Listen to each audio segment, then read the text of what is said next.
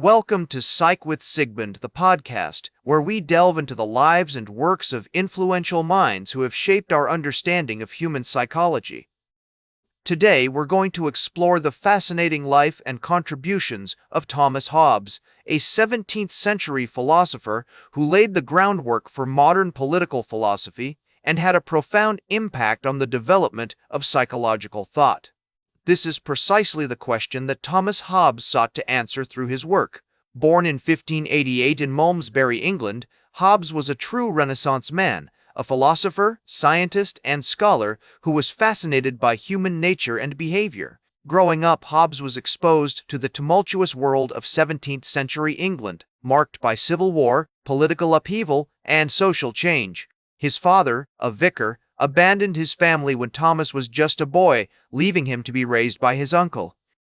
This early experience of instability and uncertainty may have influenced Hobbes's later views on human nature and the need for authority.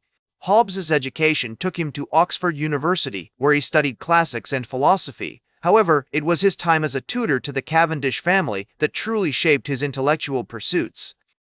The Cavendishes were a prominent aristocratic family, and Hobbes traveled extensively with them throughout Europe, meeting influential thinkers and exposure to new ideas. One of the pivotal moments in Hobbes's life came when he met Galileo Galilei, the renowned Italian scientist.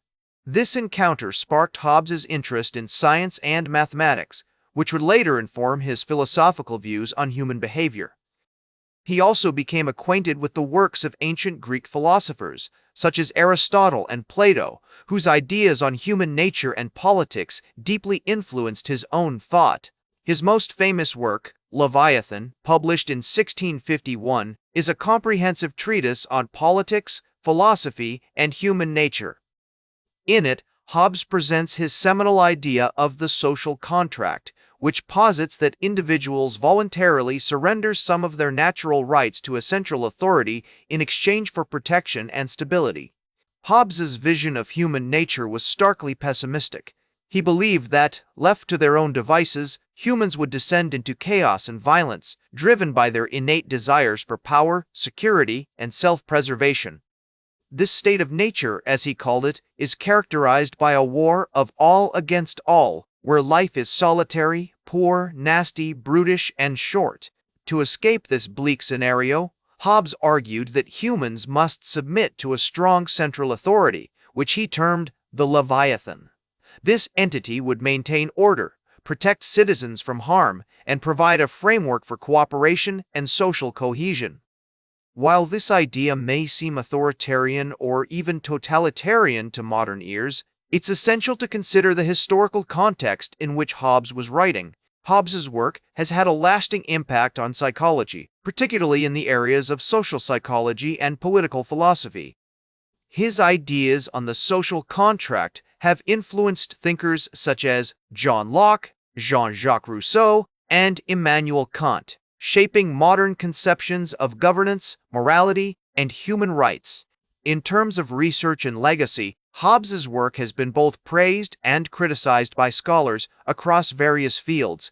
Some have argued that his views on human nature are too pessimistic, while others see them as a realistic reflection of human behavior. One example of how Hobbes's theories remain relevant today can be seen in the concept of game theory, which studies how individuals make decisions in competitive situations. Game theorists often cite Hobbes's idea of the state of nature as a foundational concept for understanding human behavior in contexts where cooperation and conflict are present. Despite his tough views on human nature, Hobbes was known for his wit, humor, and kindness. He was a true Renaissance man with a passion for learning and a desire to understand the complexities of human behavior. In his personal life, Hobbes was a bit of a loner, preferring the company of books to people. However, he maintained close relationships with several prominent thinkers of his time, including René Descartes and John Aubrey. Hobbes never married and had no children, but he did have a deep affection for his nieces and nephews, whom he supported financially and emotionally. If you enjoyed learning about Thomas Hobbes, make sure to like, share, and subscribe.